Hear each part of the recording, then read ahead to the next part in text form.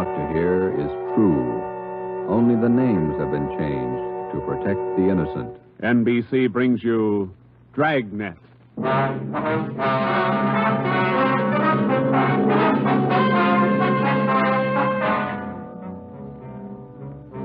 You're a detective sergeant. You're assigned to robbery detail. A ruthless fiend roams the streets of your city masquerading as a police officer. For months, helpless citizens have been robbed, beaten senseless, and kidnapped. The criminal is a twisted genius, vicious, cunning. Your job is to get him. Dragnet, the documented drama of an actual crime, investigated and solved by the men who unrelentingly stand watch on the security of your home, your family, and your life. For the next 30 minutes, in cooperation with the Los Angeles Police Department, you will travel step by step on the side of the law through an actual case from official police files, from beginning to end, from crime to punishment. Dragnet is the story of your police force in action. It was Wednesday, June 4th. It was warm in Los Angeles. We were working the night watch out of robbery detail. My partner's Ben Romero. The boss is Ed Backstrand, chief of detectives. My name's Friday. I was on my way back from communications, and it was 11:13 p.m. when I got to room 27A. Robbery detail. Oh, hi, Joe. Hi, Ben. Did you get that message to call home? Yeah, bad news. What's the matter? That doggone kid of mine, chicken pox. Oh, again? Last year it was the mumps. Year before that, the measles. Every time I get set for a vacation, he decides to catch something. Oh, forget it, Ben. Think what a comfort he's going to be in your old age. Go ahead, laugh. You'll find out. Yeah. How are you, Friday? Romero? Fine. What can we do for you? You don't look like you remember me. Oh, no, wait a minute. Name's Savage, isn't it? George? Johnny, Sergeant. Johnny Savage. You remember now? Oh, sure. Those liquor store robberies out in the Wilshire district. About 6-7 years ago, wasn't it? 10 years, Romero. You ought to remember that. You were at the trial. We testify in court every week. 10 years is a long time. It's longer in the state pen. It's a lot longer. Yeah, you cried a little at that trial, didn't you, Savage? You said we beat that confession out of you. Yeah, that's why I figured I'd drop in for a little visit. I kind of apologize to you fellas. You gave me a square deal. I guess I kind of lost my head. I figured I'd apologize. Oh, that's all right, Savage. When'd you get out? A couple of weeks ago. I did it the hard way. Served 10 flat. I don't know my day. You find a job yet? Yeah, Friday. I'm working nights. What kind of a job? Laborer in a warehouse, south end of town. Good. You decided to level? 10 years in prison's a long time. You learn a lot of things. Nights are long, you think a lot. You get things straightened out. I hope you mean that. Sure, I mean it, Friday. I've got everything straightened out. I know who my friends are, and I know who to watch out for.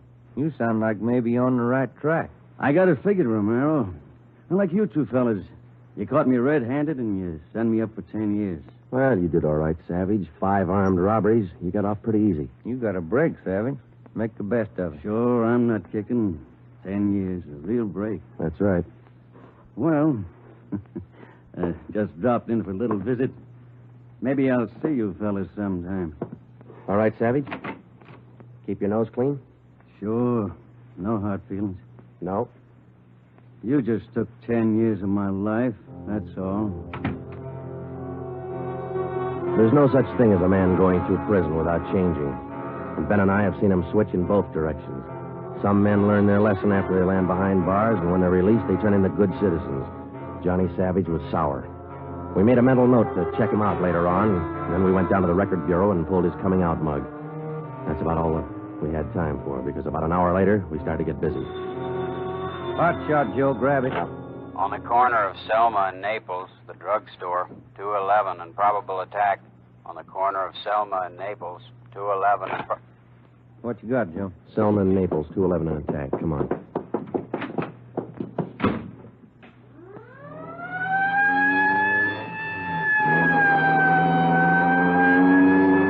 Here we are, Joe. Over there on the four corners. Yeah. All right. Come on.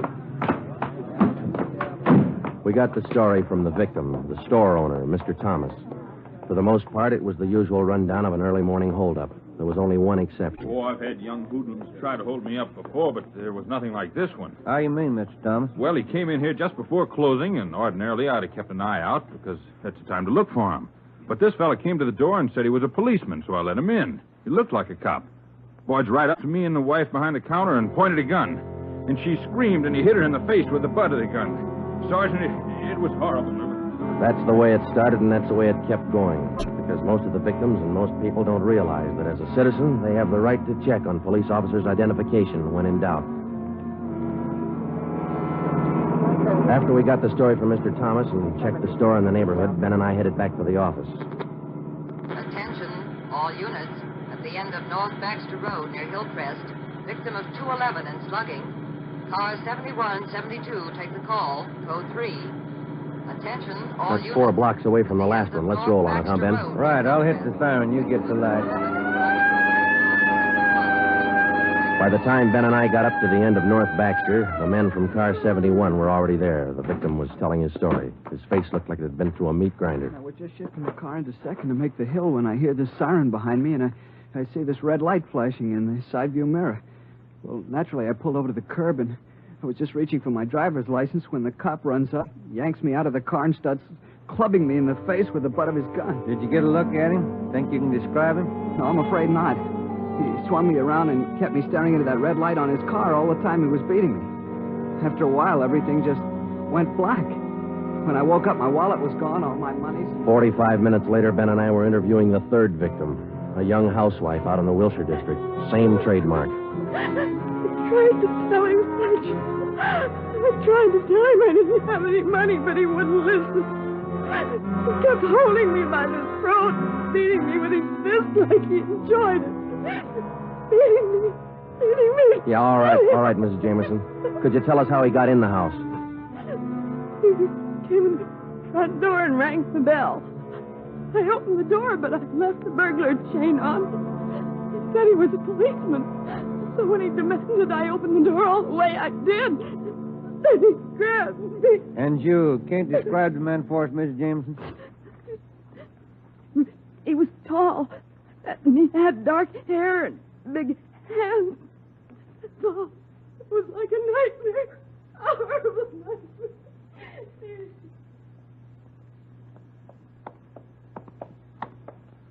Tall, dark hair, big hands. Your guess the same as mine, Joe? Maybe. Let's wait and see. Come on, let's check with the boss. Hi, Mike. Hi. He's waiting for you. In there. Come on, Ben. Chief of Detective's office. Hannon. Sit down. Yeah, Skipper. All right, you two, let's have it. The guy with the red light? Yes, the guy with the red light posing as a policeman. Why hasn't he been picked up? You know as much about it as we do, Ed. We got our first call around midnight. He knocked over a drugstore out on Selma. He hasn't stopped working since. Didn't you get any definite lead on him? No description, no license number? Nothing. He's tall, big hands, dark hair, that's all. Fine. Either of you got any ideas? Could be anybody, Skipper, with that description. You're sure it wasn't anybody on the force? We sent all the victims down to personnel. Lowry showed him the mug book of all police officers. Wasn't one of our men. Works fast. Drugstore, a motorist, a pedestrian, a housewife out in the Wilshire district. Went right in the house after her. 4 of them, right in a row. 5. Huh? There's a 20-year-old kid in the next room. Came in just before you got here. A couple hours ago, he was sitting in a car with his girl up in Mulholland Drive. This red light bandit comes along, slugs him, and kidnaps the girl. Kidnapped? She still missing? Not a trace. When did this happen? A couple of hours ago, they brought the kid over from Georgia Street Hospital. We can talk to him now. He's had a bad time. Right in here. Okay. Pete, we're going to have to ask you a few more questions. Oh, yeah. Okay. It feels a little better now. This is Sergeant Friday and Sergeant Romero. Hi, Pete. Hi. Can you tell us what time the trouble started? Oh, about 10:15, 10:30. Sally and I were sitting in the car talking about where we were going on our honeymoon. We're going to be married next month. And then this car pulls up behind us and starts flashing a red spotlight on us, and a guy runs over and pulls open the door. He said he was a cop. Did you get a good look at his car, Pete? I think it was a black sedan. Did you get a look at the man, Pete? No, I didn't. It was pretty dark, and he kept me staring into that red spotlight. It all happened so fast. Then he started slugging me, and I went down. What happened then? Well, the next thing I knew, Sally was screaming. He had one hand on her throat, and he had her backed up against the side of the car. He was beating her with the other hand. Some kind of a short billy club. Well, I got up and I started for him, and he slugged me again. When I came to, Sally was gone. Anybody check the area up there, Ed? Yeah, Davis and Griffin. Didn't find a thing. Oh, Sergeant, you gotta find her. You got to. I wouldn't know what to tell her folks. I wouldn't know what to say. That's all right, Pete. We'll find her. You take it easy. Got a hot shot, Ed, up in Summit Road near Westmore. A woman, unconscious. Ambulance follow-up. Possible dead body. All right, Hannon. Look after Pete here. Friday, Romero, let's go. Up ahead, Romero, to the right. Okay, Skipper. Yeah, there's the ambulance and the cruiser car. Sure a lonely-looking spot.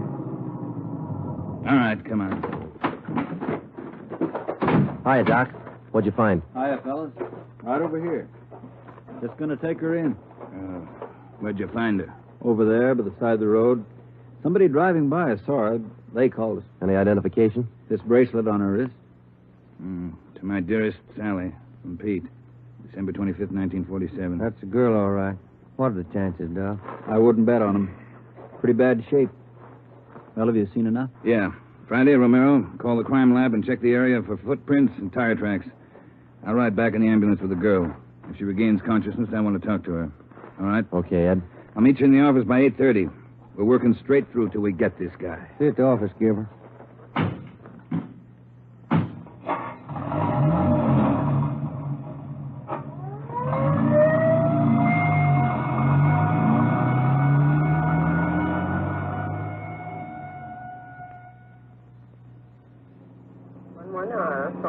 What time you got, Ben?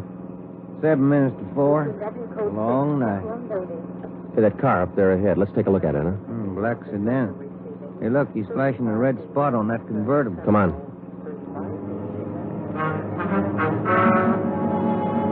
He sees us, Joe. He's pulling away. Get that gas pedal down to the floor. They're already there. He's turning off right. Hit the siren. I'll get the light. We're gaining a little, Ben. Next corner to the left. Joe, where'd he go? The fancy driver. Try the alley up ahead to the left. Must have turned up that cross street. Get through the alley and double back on him. Right. There he is, Ben. Look out. Watch it, Joe. Watch it. He's going to ram us.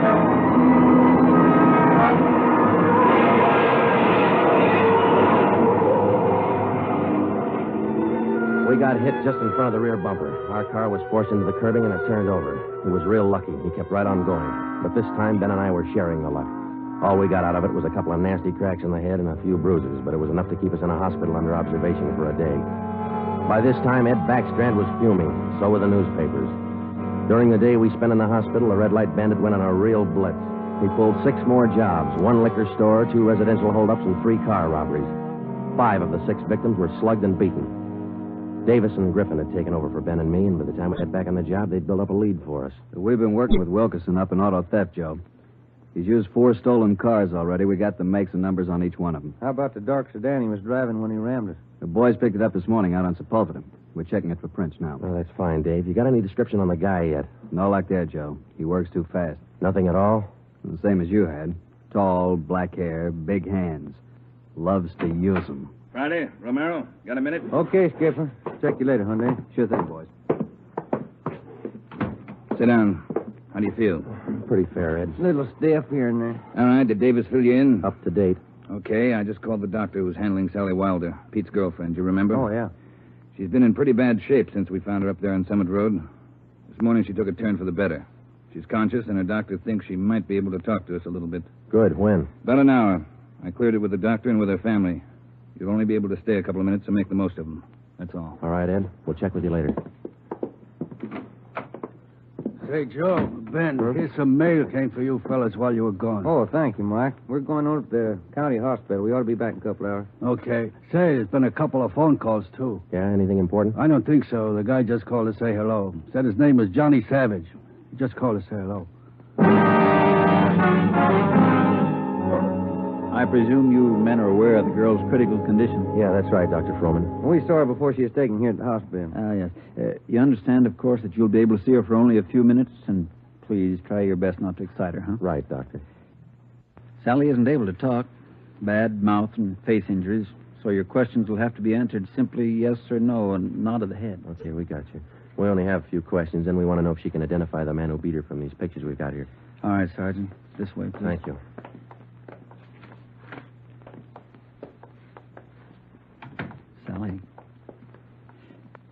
Sally, these gentlemen are from the police department. They'd like to ask you a few questions. Now, there's no need to be nervous or afraid. Just simply nod your head yes or no. Now, that's fine. All right, Sergeant. Sally, did you see the man who attacked you?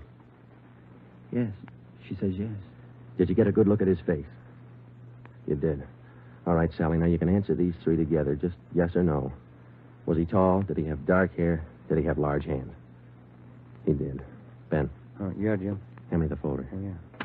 Here you are. Thanks. Now, there's just one more thing, Sally. I'm going to show you some pictures now. Take all the time you want before you make up your mind about each one. If you recognize any one of these men as the person who attacked you, just nod your head, all right? Oh, that's fine.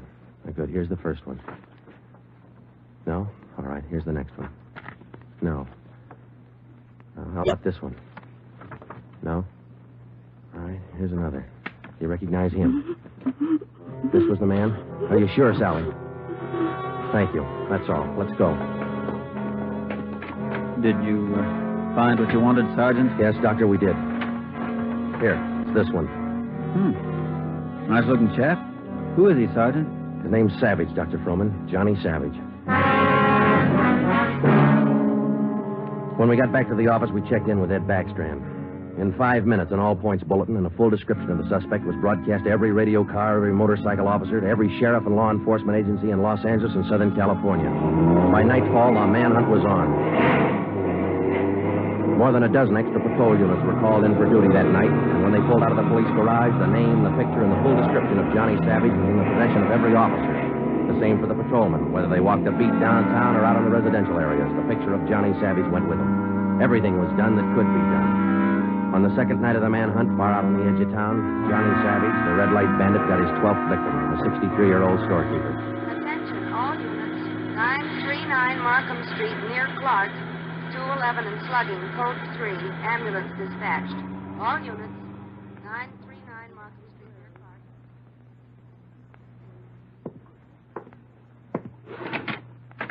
Here it is, Skipper. Tying. What'd you get? Wilkerson lifted the prints off that black sedan that rammed Joe and me. Yeah? They belong to Johnny Savage. Yeah, good. That storekeeper last night. It is Savage, all right. The victim identified him from his mug. All right. We got enough of this Savage guy to put him on ice for life. All we have to do now is to get him. Now, look, the way we figure it, Ed, this red light bandit is using stolen cars with cold plates, so there's no way of tracking down the cars at regular commercial garages. He's got to be renting private garages someplace around town. All right, let's get the neighborhood patrolman on the job. Advertise it. All over town. It's a city ordinance, isn't it? People who rent private garages are bound by law to register the car and license number with the police. Start a campaign if you want, but find those cars. Right. Wait a minute. Hello, Backstrand. Yeah? When? I see. Yeah, thanks. What is it, Ed? It was the hospital. About the girl, Sally. Sally Wilder? What about her? She died 5 minutes ago. That night, everybody went back on the job as usual. The cruiser cars, the patrolmen, the motorcycle officers, and about a dozen decoy cars. Armed policewomen riding alone in cars or parked in lonely spots with a police officer escort. Our car, 80K, was still in the garage for repairs, so they assigned us another one. And we started to make the rounds. Everything was usual. Except one thing. We weren't tracking down just a thief anymore or a sadist who liked to put people's faces in. We were out to get a murderer. It was a perfect night for the suspect. Dark, no moon. I gave Ben 2-to-1 odds, and I put up $5 that we'd get Savage that night. I lost the $5. We cruised until 7 the next morning, but there wasn't even a nibble. We had breakfast at the Federal Cafe, a little restaurant down the street from the city hall, and it was about 8:15 when we got back to the office. We were pretty tired. Robber detail, Romero. I would like to speak to Sergeant Friday. Just a minute. For you, Joe. Okay, thanks. Friday talking. Sergeant Friday, I want to talk to you. Well, I'm listening. Go ahead. I want to talk to you in person as soon as possible. Can't you tell me over the phone? What is it? I cannot tell you over the phone. It is very important. Can you come now? Well, now, look, mister, I'm awful sorry, but we're very busy down 554 Ramona Avenue. Can you come now? Well, what's this all about? Who is this speaking? My name is Carl Savage. My son's name is John.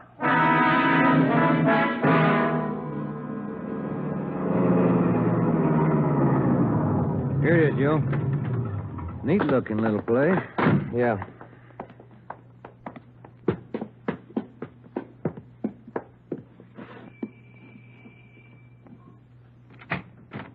Yeah? I'm Sergeant Friday. You Mr. Savage? Yeah, come in. Okay. This is my partner, Sergeant Romero. How do you do? I will be brief, gentlemen. I am the father of John Savage. I wish for you to catch him. I will help you. I noticed the name on the mailbox outside, Mr. Savage. You changed your name lately? I changed my name 10 years ago when John first got into trouble. My own name I had to change. The shame. Always from him, my son. Shame. Mr. Savage, has your son been home since he got out of prison? Yeah, many times to ask for money. I would not give him any, so he struck me. Last night I read in the newspaper the little girl he beat up. She is dead. Then I make up my mind.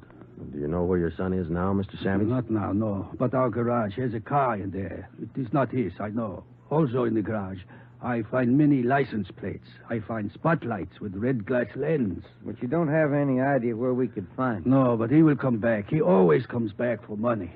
We're going to station an officer here in the house, Mr. Savage. Anything you want, if it will catch him.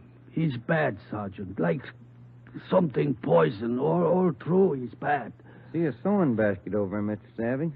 The wife live here with you? 10 days ago, before this starts, I bury Gertrude, my wife, his mother. Sergeant, for 10 years she is sick, but for 10 years she stays alive to see him from prison. 10 days ago, she died. He did not even come to the funeral. Did your son have any idea that you might call us? No, I don't think so. But when you catch him, give me a gun. With my own 2 hands, I will kill him. Johnny Savage. Before we left, we called Ed Backstrand and we brought him up to date. He sent 3 detectives out to relieve us, Davis, Griffin, and Marsh.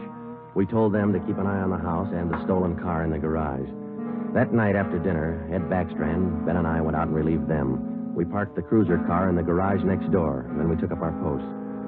Carl Savage had a light supper, and then he went to bed about 9. The 3 of us sat at the front windows in the darkened house, and we waited. Ben kept his eye on the garage. Outside, across the city, the manhunt continued as usual. 3 hours went by. The waiting got monotonous. Friday, Romero, look alive, will you? Oh, yes, Skipper. I'm sorry. That clock's enough to put anybody to sleep. Yeah, what time you got? 12:23 a.m. Thanks. The clock kept ticking. We were tired. We took turns keeping each other awake. At 10 minutes past 2, I looked at my watch, and then I settled back and tried to find some kind of a comfortable position. They started so faintly, it was just like the ticking of the clock. Same rhythm. And then they came closer, and the sounds got out of rhythm. Backstrand's head came up with a snap. Friday, Romero, you hear that? Yeah, Ed. Get up to the window once the curtains. You see anything? Yeah. Yeah, somebody's coming. Savage? Can't tell. Wait a minute, he's slowing down. He's going up the driveway to the garage. He's going inside. That's him. Come on. Watch it, he spotted us. He went over that fence into the yard. There he is, Friday. You hit him, Joe? Maybe. He's going for the street. He's headed for that car, Ed, that sedan up on the corner there. Yeah, Romero, go back and get the car. Right, Skipper.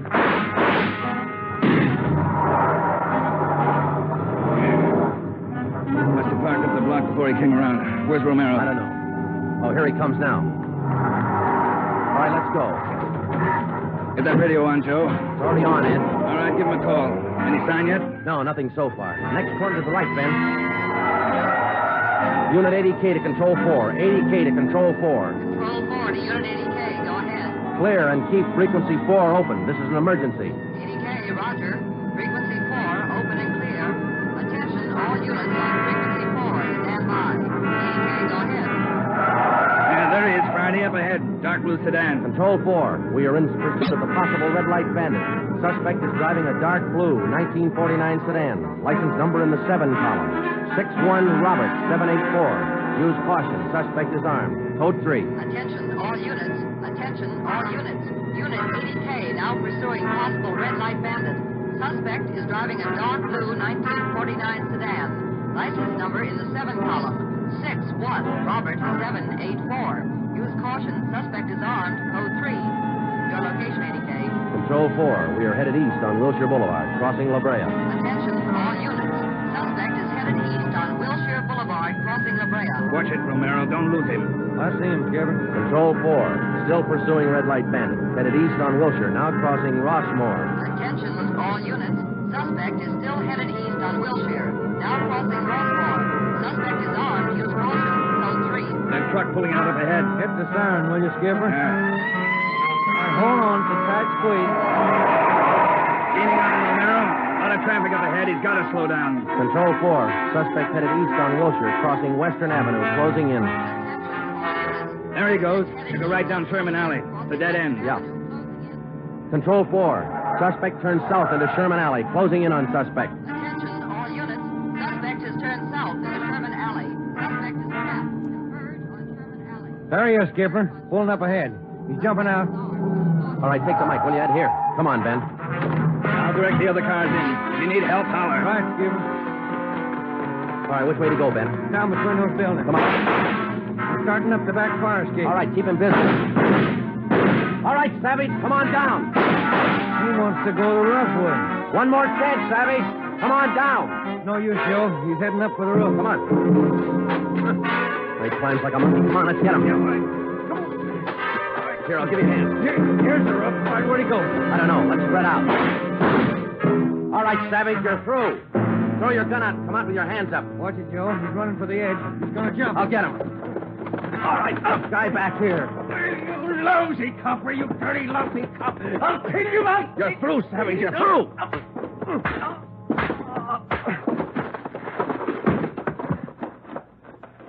Good, Joe. Yeah. Throw the cuffs on, will you? Yeah, you just betcha.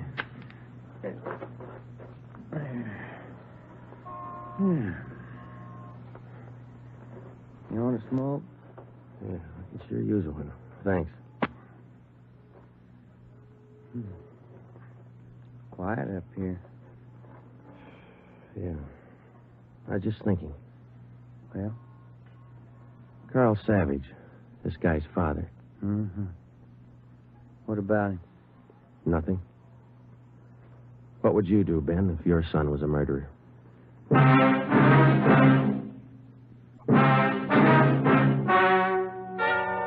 The story you have just heard is true.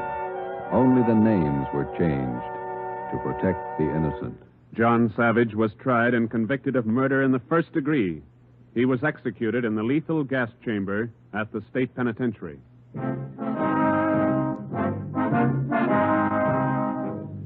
You have just heard the sixth in a new series of authentic cases from official files.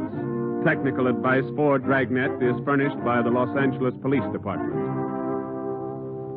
Tonight's program is dedicated to Patrol Officer Robert Steele of the Montana State Highway Patrol, who on the morning of November 2nd, 1947, gave his life so that yours might be more secure.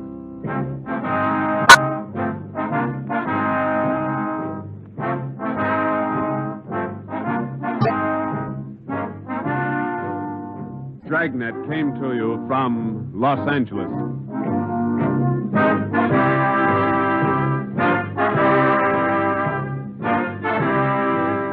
This is NBC, the national broadcasting company.